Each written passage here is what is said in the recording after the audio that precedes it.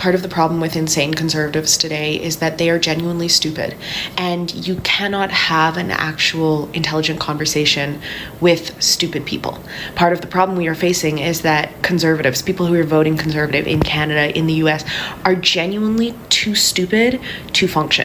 I think abortion is like a perfect example of this, because I just saw a Swiss medical ethicist and she was talking about Switzerland's approach to abortion.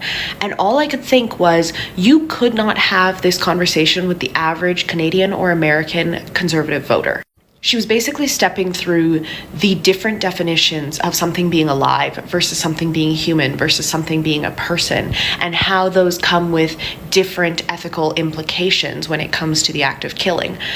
And you can't have those conversations. If you try to do that with a conservative, they literally lose their minds and they resort to just insults and mudslinging and saying that, like, oh, you're just trying to like get away with stuff, because their brains are so small and so undeveloped, they cannot wrap their minds around the fact that there are in fact distinctions from both a philosophical side of things, from a theoretical side of things, but also from a medical and scientific side of things. The reason that they don't believe science is because they don't understand science.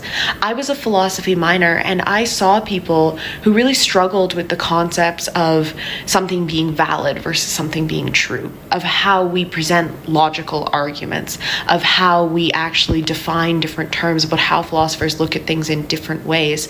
And if you think about it, those were people who sat and did those classes. The majority of people who are voting conservative have a high school education and nothing higher, and there's not anything wrong with that. It's not an elitist thing, but high school education in North America typically doesn't even touch on subjects such as philosophy, and it's a real loss because it means people don't know what the fuck they're talking about.